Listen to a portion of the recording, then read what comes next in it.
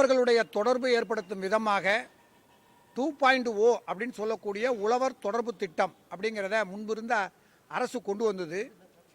இன்னைக்கு இருக்கிற தாவேக்க அரசு அரசாணை வெளியிட்டிருக்கிறாங்க. ஆனால் ஒரு துறையாக இருந்த வேளாண்மை துறை 4 துறைகளாக பிரிக்கப்பட்டு 4 துறையிலையும் பணிபுரிகிற அலுவலர்கள் ஒரு சிலர் வேலை செய்கிறாங்க, பல பேர் வேலை செய்யாமல் இருக்காங்க.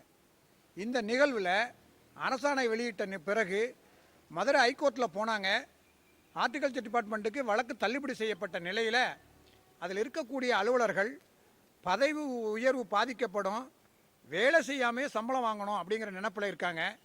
இதனால் ஏற்கனவே அரசாங்கம் கொண்டு வந்து ஒரு உழவர்கள்ட்ட சந்திக்கக்கூடிய 4 கிராமங்களுக்கு ஒரு விரிவாக்க பணியாளர் அப்படிங்கிற வகையில் கொண்டு வந்த அந்த திட்டம் இன்றைக்கி முடங்கி கிடக்குது.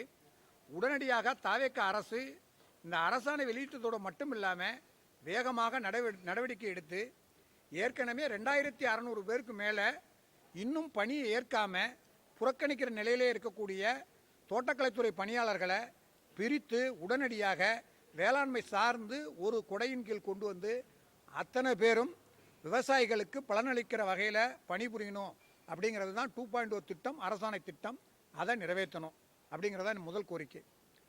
2வது கோரிக்கை, தமிழகத்தினுடைய சட்டமன்றத்தில் அனைத்து கட்சிகளும் சேர்ந்து ஏகமனதாக ஒரு தீர்மானத்தை நிறைவேற்றினாங்க. அந்த தீர்மானத்தில் ஒரு சின்ன திருத்தம். ஏற்கனவே உச்சநீதிமன்றம் ஆணையிட்டு நடுவர் மன்றம் அமைக்கணும்னு தான் உத்தரவிட்டது, ஜட்ஜ்மெண்ட் சொன்னது. ஆனால் நடுவர் மன்றத்தை நீத்து போக வைத்து ஆணையம் என்கிற அறிவிப்பை கொடுத்து இன்னைக்கு பல்லில்லாத ஆணையமாக இந்த ஆணையம் செயல்படுகிறது. 5 ஆண்டுகளில் ஒரு முறை கூட தான் சொன்ன பங்களிப்புக்கான நீரை ஒரு முறை கூட கர்நாடகம் திறக்கலை, ஒரு நடவடிக்கை கூட எடுக்கலை. இந்த சூழ்நிலையில் தமிழகம் ஒன்று திரண்டு ஏகமனதாக தீர்மானம் நிறைவேற்றி நடுவர் மன்றம் அமைக்கணும் அப்படிங்கிறத சொன்னாங்க. ஆனால் ஒரு சின்ன திருத்தம், புதிய நடுவர் மன்றம் என்று சொல்லக்கூடாது, மாறாக உச்சநீதிமன்றத்தினுடைய தீர்ப்புக்கு இணங்க நடுவர் மன்றம் தான் அமைத்திருக்க வேண்டும். மத்திய அரசு வஞ்சித்து ஆணையம் என்கிறத அமைச்சு ஒரு அரசு அதிகாரியை கொண்டு செயல்படக்கூடிய பல்லில்லாத ஆணையத்தை உருவாக்கினாங்க. ஆனால் நடுவர் மன்றம் சொன்னால் தன்னாட்சி அதிகாரம் பெற்ற அட்டானமஸ் பாடி உருவாகும்.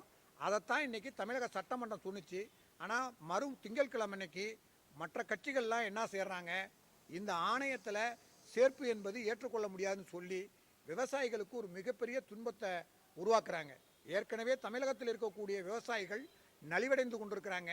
காவிரி நீர் கிடைக்காம ஜூன் 12 திறக்க வேண்டிய குறுவை சாகுபடி இல்லாமல் இருக்கிற இந்த சூழ்நிலையில் கர்நாடகம் நம்மளோட பேச்சுவார்த்தைக்கு வர வேண்டிய சூழ்நிலையில் இப்போ இது போல் ஒரு அறிவிப்பை கொடுக்காம ஒற்றுமையாக இருக்கிற மாதிரியாவது நடிங்க அப்படிங்கிறதான் இன்றைக்கி நாங்கள் கோரிக்கையை வைத்து ஒட்டுமொத்தமாக உழவர்களுக்காக ஏற்பட்ட தீர்மானத்தை ஆதரித்து பேசணும் அப்படிங்கிறதா எங்களுடைய கோரிக்கை. நடுவர் மன்றம் என்பது தன்னாட்சி அதிகாரம் பெற்ற அமைப்பு. உச்சநீதிமன்றத்தினுடைய தீர்ப்பில் சொல்லப்பட்டது நடுவர் மன்றம்தான்.